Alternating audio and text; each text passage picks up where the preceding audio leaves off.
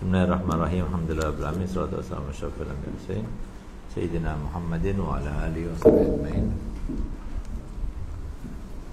Qala al-mu'allif rahimahullah ta'ala nafa'ana bihi wa bi ulumihi fid dharain amin.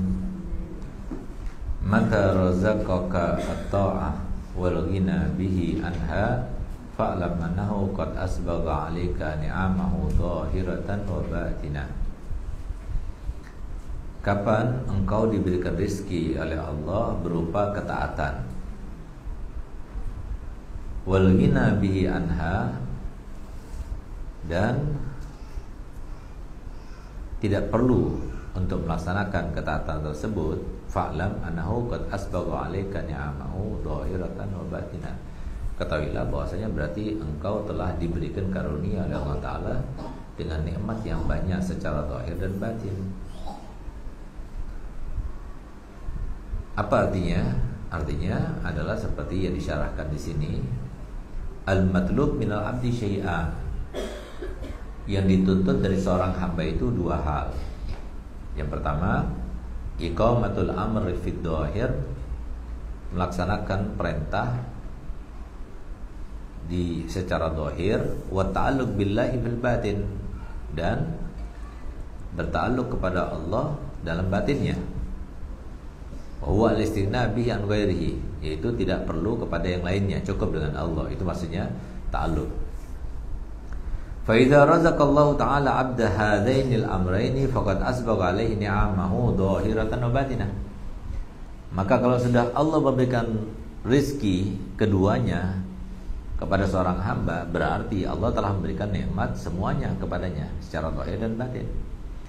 Wa wasalahu ila ghayatil amali fid dunya wal akhirah, dan telah menyampaikannya kepada puncak segala macam harapan di dunia dan akhirat. Subhanahu jalla wa ala. Wa qala radhiyallahu ta'ala anhu khairu ma tatlubu minhu ma huwa talibu minka. Sebaik-baik apa yang kau minta adalah yang dituntutnya darimu. Sebaik-baik apa yang kau minta darinya, dari Allah, itu adalah yang Allah tuntut darimu. In kana la budda min at-talabi minhu fatlub ma huwa talibu minka. Kalau seumpama kamu harus minta, jadi artinya Allah lebih tahu dengan apa yang kita perlukan sebetulnya. Ini kan kita bicara masalah tasawuf, sangat tinggi sekali, bicara terkait dengan hakikat dan makrifat. Kalau harus kita meminta, apa yang harus kita minta? Apa yang dituntut oleh Allah Ta'ala dari kita? Minal istiqamah ala sabilil ubudiyah, di antaranya adalah beristiqamah di dalam keubudiyahan. Fadzalika khairun laka min talabika lihududika wa muradatika. Itu lebih baik daripada yang kamu minta terkait dengan nasibmu, harapanmu, kehendakmu. Li'annaka hina idzin takunu bihi walahu.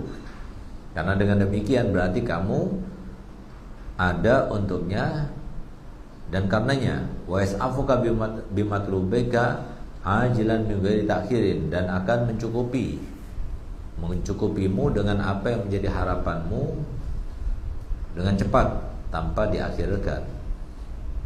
Wa ma in talabta minha hadda nafsik, tapi kalau seumpama kamu itu meminta untuk bagian daripada dirimu, wa naila muradik, dan untuk supaya mencapai harapanmu, faqad yahsulu fi dzalika ta'khirun wa man'un. Kadang-kadang tercapai, kadang tidak. Ya kan? Karena kita punya batasan. Ada harapan minta rumah. Nah, bisa jadi rumahnya itu bisa dapat, tapi setelah sekian tahun enggak sesuai dengan harapan kita. Atau dapat rumah tapi enggak sesuai dengan harapan kita. Ma'ama yafutuka hina idzin min husnil adab fi talab, tapi kamu telah kehilangan sopan santun daripada untuk tidak mencari dan meminta kepada Allah Ta'ala yang demikian itu. Yukan Abil Hasan Ad-Dailami, telah diceritakan daripada Abil Hasan Abil Husain Ad-Dailami radhiyallahu ta'ala anhu annahu qala wasafali bi Antaqiyah insanun aswad yatakallamu al qulub. Telah disifatkan kepadaku seseorang yang berkulit hitam, dia berbicara terkait dengan hati. Gala faqasatuhu, maka aku berkehendak untuk bertemu dengannya. Gal falamma ra'aituhu ra'aitu ma'hu syai'an min mubahat yuridu an yabi'ahu. Tatkala aku bertemu dengannya, aku melihat di tangannya ada sesuatu yang mubah, yang dia ingin menjualnya. Fasawamtuhu, lalu aku tawar. Faqultu lahu bikam tabi hadza, dengan berapa kamu akan jual ini? Fanadhara ilayya tsumma qala uqud. Lalu dia melihat kepadaku dan dia berkata padaku, duduklah. Fa innaka ja'iun mundu yaumain, aku melihat kamu itu adalah seorang yang lapar mulai 2 hari. Hatta idza bi'na hadza nu'tika min samanihi syai'an, sehingga kalau seumpama aku jual barang ini, nanti aku akan berikan kamu sebagian daripada harganya. Kalau famadaitu ila ghairihi, kemudian aku pergi kepada yang lainnya. Fataghafaltu ka'anni lam asma' maqala, lalu aku kemudian berpura-pura seakan-akan aku tidak mendengar perkataannya. Wa sawamtu ghairahu, maka nabaina yadayhi, kemudian aku menawar yang lainnya dengan yang ada di depannya, di tangannya. Summa raja'tu ilaihi wa qultu lahu bikam tabi hadza. Lalu aku kembali kepadanya dan akan bertanya, dengan berapa kamu akan jual ini? Fa nadhara ilayya wa qala uqud fa innaka jay'un mundu yawmain hatta idza bi'na hadza nu'tika min zamani syai'. Qala fa waqa'a fi qalbi minhu haibah. Falamma ba'a dzalika a'tani syai'an wa madha. Qala fa madaitu khalfahu la'alli astafidu minhu syai'. Dan setelah dia itu pergi dan terjual dan memberikan sesuatu daripada harganya, maka aku ikuti dia supaya aku mendapatkan sesuatu darinya selain daripada uang yang telah diberikan kepadanya, harga daripada barang itu. Qala faltafata ilayya wa qala idza aradat laka hajatun fanzilha billah illa yakuna laka fiha hadun fatuhjabu biha anillahi ta'ala. Kalau seumpama datang sesuatu hajat kepada kamu, maka sodorkan kepada Allah. Illa yakuna laka fiha hadun, kecuali kalau suatu diri kamu mempunyai keinginan, itu yang akan mencegah kamu daripada Allah SWT. Nah, jadi artinya apa? Nah, di sini kita diberitahukan bahwasanya kalau seumpama kita berada dalam keadaan taat kepada Allah secara zahir dan kita merasa yakin dengan Allah sebagai Tuhan kita yang mencukupi kita segala hal, dan kita beribadah kepadanya, semua ibadah kita tujuannya adalah untuk Allah, cukup. Itu adalah tuntutan daripada kita sebagai seorang hamba. Sehingga apapun yang kita inginkan harusnya kita sodorkan kepadanya, karena dia lebih tahu. Bukan kita sok tahu dengan kita mengatakan, ya Rabb, aku ini. Kenapa? Cukup. Kamu itu sudah diberikan lintasan untuk beribadah kepadanya, gak seperti yang lainnya yang tidak diberikan taufik dan hidayah dengan masuk ke dalam agamanya dan menjadi hambanya. Itu sudah baik, apalagi kamu itu sudah menyodorkan diri kamu kepadanya. Itulah maksud daripada apa yang dikatakan oleh Allah Haddad, qad kafani ilmu rabbi min su'ali wa ihtiyari. Terus habis itu wa du'ai wa ihtiyari syahidun li iftiqar. Jadi doaku ya dan ikhtiarku itu adalah syahidun li, saksi daripada aku bahwasanya aku itu perlu kepada Allah SWT. Itu artinya penyodoran dari kita gitu loh. Jadi jangan sok tahu, Allah Ta'ala itu lebih tahu. Nah, kenapa? Karena Allah Ta'ala itu adalah sutradara kita, kehidupan kita.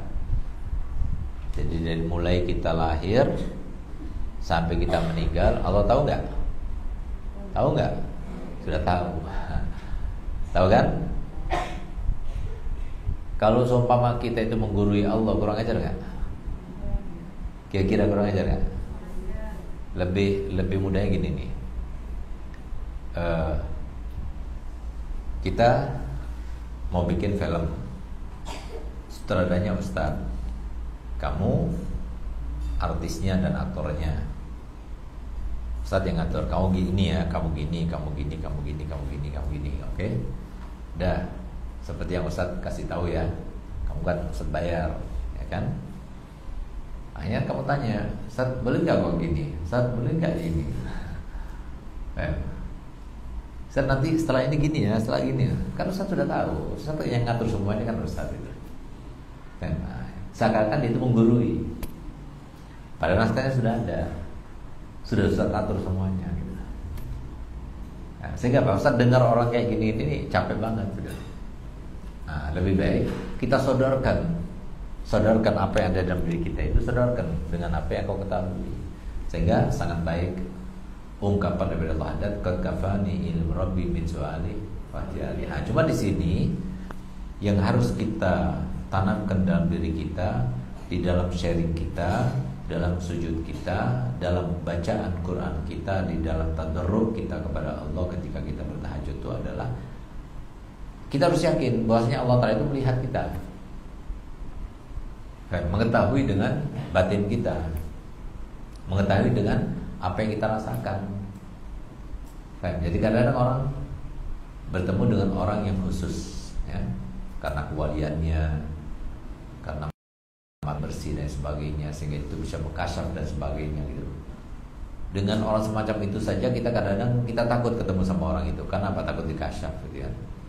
Karena apa? Dia bisa melihat apa yang kita rasakan dan apa yang kita derita. Ya semacam itu karena pemberitahuan daripada Allah, sehingga dia melihat orang lain itu dirinya seperti kaca. Setiap orang yang di depannya itu langsung dirinya itu seperti kaca, jadi ngelihat gitu. Ngerti kan? Nah, sehingga orang itu takut. Nah, sama orang semacam ini aja seperti itu, apalagi pada nah, bagaimana cara menanamkan dalam diri kalian bahwasanya Allah itu seperti itu? Itu yang harus kalian lakukan. Nah, sekarang kalian merasa tidak seperti itu. Itu yang terjadi. Contohnya yang diceritakan kepada kita tadi, di mana ada satu orang yang terkenal, dia itu bisa melihat hati, bisa membaca hati, bisa mengkasyaf orang dan sebagainya. Pengen ketemu, padahal orang hitam kulitnya. Karena apa? Nggak ada di situ syarat jadi wali harus nggak boleh kulit hitam, nggak boleh, nggak ada itu. Syarat jadi wali nggak boleh dari orang miskin, nggak ada itu. Harus dari orang kaya, nggak ada itu. Jadi mau orang kaya bisa jadi wali, orang miskin bisa jadi wali, orang yang nggak punya bisa jadi wali, orang yang kulitnya hitam bisa jadi wali, yang pesek bisa jadi wali, yang mancung bisa jadi wali, semuanya bisa jadi wali, ya kan? Nah, sehingga pada waktu dia penasaran pengen ketemu sama dia pergi ke sana. Waktu dia pergi ke sana, kebetulan dia sedang jual sesuatu. Nah, karena dia itu pengen menguji dia nggak punya, memang dia nggak punya yang mau dijadikan untuk membeli itu nggak ada, cuma dia pengen nyoba aja. Ini orang mau jual sesuatu, dia datang, dia tanya, iseng dia menawar, itu berapa itu harganya? Langsung ditebak sama dia, langsung dikasyaf gitu. Tunggu aja di sini, nanti kalau sudah laku ini, aku akan berikan daripada harganya, karena aku tahu kamu nggak makan sudah 2 hari. Jangan sok nawar, kamu nggak makan 2 hari kok pakai sok nawar, duit aja nggak ada. Itu loh maksudnya, ngerti nggak? Ngerti? Itu maksudnya si ini. Dia langsung baca, dia langsung baca dari saking bersihnya. Tapi lihat orang kayak gitu, dia nggak minta sama Allah. Kalau minta sama Allah, sebagaimana sumpahnya Nabi, lau aqsama 'ala Allah la barra. Ini yang dikatakan dalam hadis sahih yang diriwayatkan dalam Bukhari, bahwasanya wala yazalu 'abdi yataqarrabu ilayya binawafil hatta uhibbah, sampai aku mencintainya. Fa idza ahbabtu kuntu sam'ahu alladhi yasma'u bihi wa basaruhu alladhi yubsiru biha wa yadahu allati yabtashu biha. Fa idza sa'alani la utiyanna wa idza sa'adani la u'idanna. Ya kan? Kalau dia minta apa saja pasti akan berikan. Tahu sama. Mahanik. Nah, minta apa saja dikasih katanya. Mau minta apa aja dikasih. Pem. Kenapa dia nggak minta? Ya, diambil contoh di sini. Kenapa dia nggak minta? Ayo, kira-kira apa? Kenapa dia nggak minta? Kok dia harus jualan yang remeh lagi, yang tafeh lagi gitu. Kenapa dia nggak minta sama Allah? Kalau dia minta kasih nggak? Ya mentalpat, prokalpat. Ya Allah minta rumah yang mewah, kelas rumah. Bisa nggak? Kira-kira kasih nggak? Dia seorang mukasyif, ya masya Allah wali gitu. Kenapa dia nggak minta? Malu sama Allah. Jadi orang dekat sama Allah Taala itu, ya, dia hampir dikatakan musuh berdua ini nggak pernah minta, malu sama Allah. Karena dia tahu yang dibutuhkan sama dia, Allah tahu sudah, Allah tahu. Padahal dia minta, dia cuma berusaha. Itu maksudnya hikmah kali ini itu seperti itu maksudnya, gitu loh. Jadi apa yang terjadi pada kita ini semuanya, Allah tahu. Allah tahu, bukan Allah nggak tahu. Jadi nggak usah nangis sebetulnya. Kalian itu nggak usah nangis. Emang dasar perempuan sih ya. Gitu. Makanya nanti kalau sudah jadi bukunya Ustadz itu nanti kalian baca di awal sampai akhir semuanya baca. Lihat bagaimana mukarramah itu. Jadi hebatnya mukarramah itu nanti diantara yang Ustadz sampaikan di situ itu bagaimana dari mulai melihat orang banyak ketika datang dari Surabaya, di mana dia ke Surabaya itu ingin bikin surprise untuk Abuya Hasan karena ada kompor yang baru keluar minggu itu, dia beli dengan harga yang mahal pada waktu itu karena Abuya itu senang kalau pagi-pagi itu dia minum kopi dan teh yang panas gitu. Sehingga dia itu pengen dari uangnya sendiri. Lain lagi, jadi dari kecil kami itu bersaksi bahwasanya kami tidak pernah melihat Abuya Hasan itu ngasih uang sama Mukarramah, tapi yang ada Mukarramah yang ngasih uang sama Abuya Hasan gitu. Itu yang ada dari sejak kecil kami itu ya. Sehingga kalau ada sesuatu barang yang menyenangkan Abuya Hasan itu dibeli, pokoknya menyenangkan Abuya Hasan itu dibeli gitu. Di antaranya pula Mukarramah uangnya banyak atau tidak? Banyak. Punya rumah sendiri kapan? Kapan punya rumah sendiri? Setelah Abuya Hasan meninggal. Mana rumah pertamanya Mukarramah? Ini yang tempat kita tempat ini. Ini rumah Mukarramah pertama kali. Rumah yang dibangun dengan hartanya sendiri. Nggak ada harta pondok sama sekali. Dengan hartanya sendiri. Dia bisa saja waktu Abuya Hasan dia bikin rumah, dia nggak mau. Dia nggak mau. Sampai Abuya Hasan nggak ada baru dia tinggal sama Abuya Hasan di rumah punya pondok wakaf, bukan rumahnya sendiri. Coba lihat. Jadi itu sampai ketika di tengah perjalanan ternyata Abuya Hasan meninggal dunia. Kira-kira gimana? Mau bikin surprise, artinya ya suaminya meninggal dunia. Jadi mulai datang kita bingung siapa yang mau nyampaikan. Kita musyawarah, akhirnya udah Bibi Idrus kakaknya sih yang nyampaikan. Kita dampingi.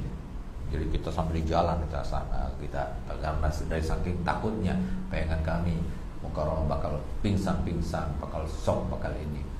Tapi subhanallah lihat banyak orang tenang. Kasih tahu, diam. Kita bawa, kita nangis semuanya. Tambah dekat sama rumah, tambah gerung, tambah dekat. Lihat Mukarramah tambah keras suaranya keluarga itu. Tapi Mukarramah nggak ada netes sama sekali. Sampai sejam nggak ada netes sama sekali. Sampai malam nggak ada netes sama sekali. Sampai pagi nggak ada netes sama sekali. Sampai jenazah dibawa nggak ada netes sama sekali. Sampai kita didudukkan sama Mukarramah untuk bersumpah, untuk bersatu, untuk majukan pondok ini. Baru sampai jenazah dibawa, baru kemudian Mukarramah nutup diri. Baru sehari nggak dibuka kamarnya, baru kita dengar beliau nangis. Kok bisa perempuan yang pandai bersandiwara, yang mudah untuk melelehkan air mata, yang seakan tidak malu kepada Sang Pencipta, nangisnya itu loh, kan malu kepada Allah Ta'ala sebetulnya. Ini kan sama, wali ini kan seperti itu, dia malu kepada Allah Ta'ala, dia nggak mau. Dia mau begini sama orang, dia nggak mau. Allah tahu, nggak ada sebab kebetulan, nggak ada. Allah sengaja begini. Allah tahu. Gimana seperti itu? Sudon sama fulan sudon, aneh yang buat begini. Aneh. Nah, lihat gimana? Saudara kan jalan, jangan. Kenapa harus ini? Kenapa harus jangan bilang kenapa? Lau walim wa kaifa qaulu Dilhamak ya'tarid 'ala Allah alladhi khalaq wa qada wa qaddar kulla syai' bihaq. La yasurhamuk ma qaddar. Serahkan pada Allah, jalannya aja, jalan. Jadi cukup qad kafani ilmu rabbi min su'ali. Jadi kalau nangis itu karena rindu aja kepada Allah. Kalau bukan karena anak, bukan karena kewajiban, bukan karena pondok, bukan karena amal, pengennya nyatu sama Allah, udah ketemu sama Allah. Tapi karena masih kurang amal, masih karena anak-anak, ya kalau masih punya waktu ya kita masih mau bekerja gitu aja. Karena apa? Capek, ngadepi orang itu capek, fitnah itu berat, nggak mudah ngadepi orang. Nah, karena yang kayak gini, ngadepi suami, ada aja suami nyebalkan dia, ginilah, besok ginilah, beda, sabar. Nggak ada sebab kebetulan, Allah udah nggak gitu. Tapi jangan direspon, seperti muka orang ini macam diam. Jadi jangan macam-macam. Harus malu sama Allah. Apalagi sampai nauzubillah main tangan, ucapan yang nggak pantas, malu sama Allah. Jangan bergerak apapun kecuali harus sesuai dengan respon diperintahkan oleh Allah dan Rasulnya. Sabar seperti itu sampai kapan? Sampai meninggal dunia.